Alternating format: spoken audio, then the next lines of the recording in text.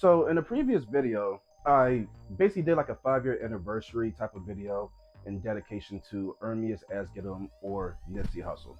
Over that video, I talked about his influence, key points that we can take away from his life and his legacy, just things that stuck out to me that made him an inspiration to me personally. And someone left a comment under that video requesting or telling me, give me the idea that I should look more into Vector 90. He wanted to hear more about Vector 90, kind of get an idea of the current status of it, more information on its origins, what it was used for, and stuff like that. So that's what this video is going to be. I don't think it's going to be too long. So let's go ahead and jump right in. So most people, myself included, believe that Vector 90 was an original idea from Nipsey Hussle because it seemed like he's the face of it, or was the face of it, prior to his very early demise. So upon doing more research, I found out that Nipsey Hussle was only half of the situation. Don't get me in trouble for that. But he was only half the situation. So did more research and found out that the one who actually had the idea and came up with the idea for Vector 90 and later on partnered with Nips to make it happen was a man by the name of David Gross. Gross is a real estate investor who was also, or is also, a native of LA, as well from the Crenshaw district. He is a very impressive guy, at least by his credentials, from what I can tell. When Gross was younger, he, of course, was in LA, but he relocated to New York, where he attended arguably 3 Ivy League schools. I say arguably because 2 of them are Ivy Leagues. One of them is not an actual Ivy League, but it's considered like a new Ivy League school. But either way, his credentials are impressive. He earned 3 different degrees from 3 different New York City schools.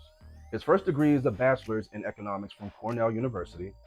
His second degree was a master's in finance from NYU. And his third degree is also a master's from Columbia University in real estate. Eventually, after completing these things, working on Wall Street for about 20 years, Gross relocated back to LA with the vision of Vector 90 in his mind. He eventually linked up with YG and Nip back when he was still alive and pitched the idea to them, and ultimately ended up partnering with Nipsey to bring Vector 90 to life, which ultimately they did. According to both Gross as well as Nipsey, when he first explained it, Vector 90 was intended to be a collaborative workspace or a co-working space focusing on STEM, science, technology, engineering, and math. And they focused on that because those are the skills that are necessary to work in Silicon Valley, especially those guys being from LA, because Silicon Valley is only a few hours away. Silicon Valley is only 5, maybe 6 hours away of a drive, assuming traffic is decent at best. The whole point of Vector 90 was to provide a safe and efficient space for entrepreneurs, but also young kids, young adults, and prospective entrepreneurs and business people to work with each other, as well as to build out their own projects by themselves so that they could, train themselves, develop the skills, as well as to gain feedback and help from big and popular names and faces, as well as experts in the STEM region, the STEM, realm, so that they can get those skills, especially being in an impoverished area or lower socioeconomic area where, one, depending on your social circle and your family, learning any of that stuff is not encouraged. Higher education has historically not been encouraged, especially by Black Americans. I don't think we're there anymore, but historically speaking, that was the case, and it wasn't that long ago. In addition to getting away from the violence on the streets, gang violence in particular, which makes sense because if you know the basics about Nipsey Hussle, he was a member of the Rolling 60s Crips from Crenshaw in South LA. Some of the services that Vector 90 was supposed to provide were mentorship services, the workspace itself, and they were actually supposed to have their own version of like Shark Tank based within that space, right? Where people would build their own brands, their own ideas, do what it takes to bring it to life, and they'll pitch it to Nip, to Gross, and anyone else that's around, and they give them feedback, maybe potentially invest in it, and that would be their contribution to primarily the youth, but also just the natives and locals of that community. Ultimately, this would lead, or would have led, to an increase in Black representation in STEM, which again, Black Americans, unfortunately, it wasn't that long ago where we just bagged on you if you wanted to be a mathematician, be an engineer. If you wanted to be anything that was not music related, but even then, if you wanted to sing, you were considered a punk. So if you wanted to do anything other than rap or anything athletic, primarily basketball and football, and anything else didn't exist because basketball was a white boy sport, hockey was a white boy sport, I forget what it's called, but like when they rowing, white boy sport, all that stuff. Like, we found so many ways to limit ourselves. And again, this was not long ago. We grew up in this. I'm a millennial. We grew up in this. Luckily, I think we're moving away from that now, and I think generally speaking, we're good off that. But that was a thing, and I think ultimately our own mindset bit us in the butt when it came to representation in these spaces. But then we also want to complain that there's not enough representation in these spaces. So I know that was a little bit of a sidebar, but I think we have some responsibility when it comes to this. Now, as far as the tech companies themselves, to drill in, the key point of representation, of Black American representation in STEM, if you ever had the opportunity to go into the Vector 90 location before it permanently closed down, because it is permanently closed, and we'll talk about that in a second.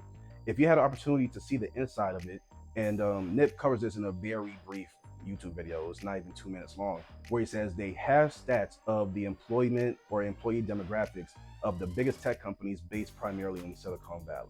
Your pretty much social media tech companies and stuff like that. They have the breakdown of what population, like what amount of these employees under this company, let's say Twitter, for example, how many of the employees for this company are white or Caucasian? How many are Asian? How many are of Latin or Hispanic descent? And how many are Black American or straight up African descent, right? Maybe even Caribbean if they consider that a separate demographic. I don't know what the lowest number was, but in the video that I saw, Nip said that the lowest number, or rather the highest number of Black Americans at the time that worked for one of the big five, one of the five FANG, or what I call manga, now that Facebook has changed its name, but what I call the five manga companies, the five biggest tech companies in the country, was 8%. Out of the total 100% of employees that one of those big tech company giants had, 100%, only 8% of those were Black people. But some of the other numbers were like 20% here, 20-some% here, maybe in the tens for another one, and we weren't even at 10%. And he didn't say which company he was talking about, but I don't think we need to know. I think just knowing that fact should be enough to be like, okay, that's something we can strive for. That there are opportunities that we can strive for with that, and that was the whole goal of Vector 90. Now, I talked about how Vector 90 is permanently closed, so we're going to touch on the current state of Vector 90. And I'm just going to call it V90 for now, just for simplicity's sake. But what I said earlier was true. If you were to Google V90 now on Google, it will say it's permanently closed. The website domain has expired and it has not been renewed, meaning there's no official website for V90 anymore. The V90 Instagram page, while it still is up, it is still up. It has not been updated pretty much ever since Nip's passing. Like 5 years. It's been about 5 years and nothing has been posted.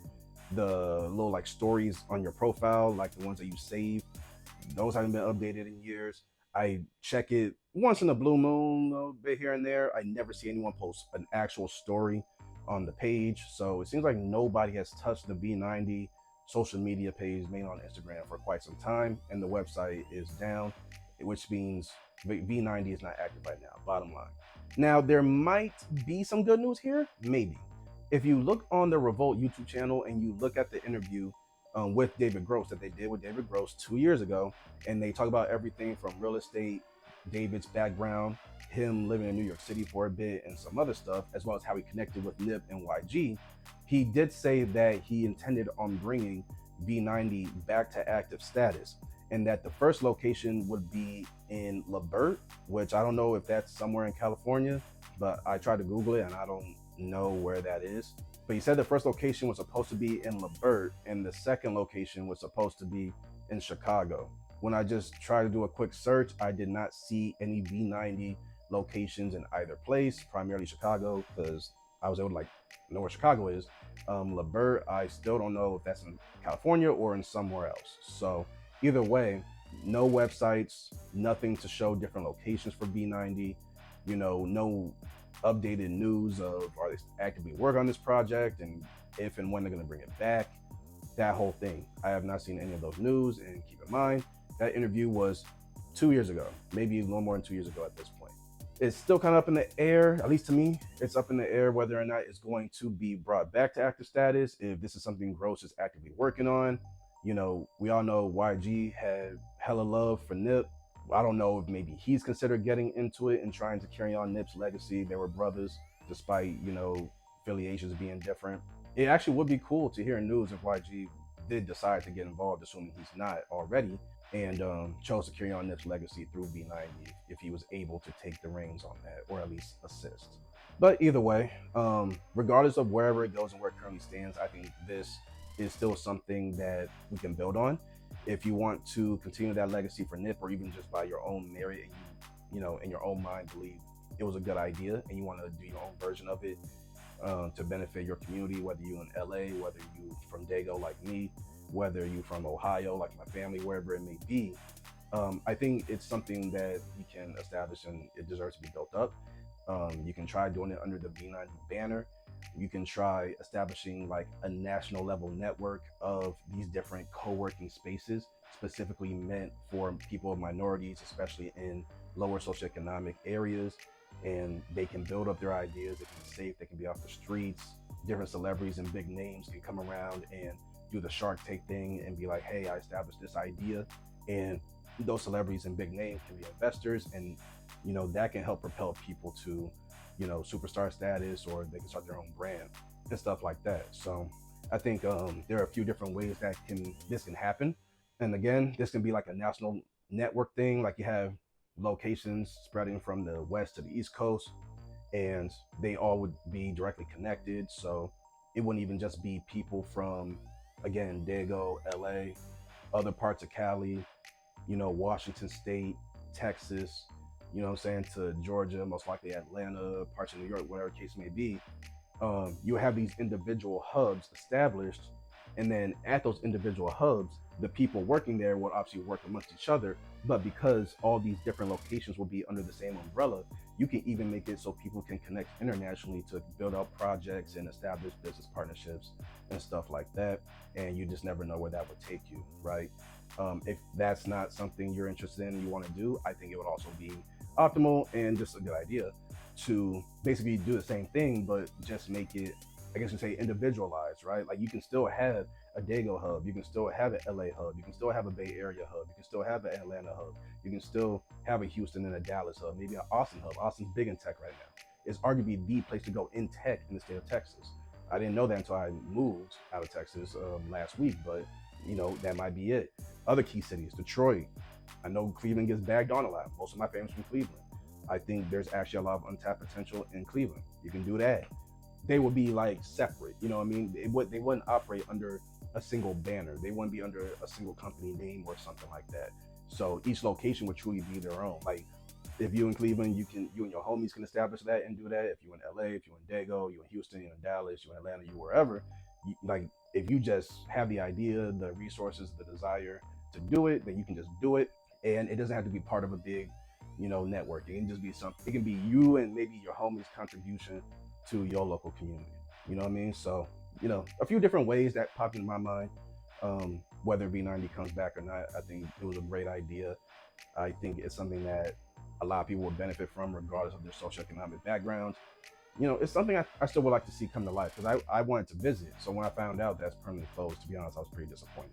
So yeah, that's the most up-to-date information I have when it comes to the current status of Vector 90, where it stands, the way I could see this happening, or I would like to see it happen. Just a couple ideas, you know, for people who ever want to get into that. So we're gonna leave it off here, guys. Hopefully this was helpful to you. I'm afraid I don't remember your name, but whoever left that comment for me suggesting that I look deeper into Vector 90, I honestly want to thank you. If you hadn't said anything, I wouldn't have looked, and I'm glad I did dig into it just a bit more. So, because also, by the way, that Revolt interview with David Gross is just fire in general. Like B90 aside, or just everything he talked about is good in general. You know, you can definitely walk away with some gems from that interview. Even though it's 2 years old, it's still good. Thank you for that, for leaving that comment, making that suggestion.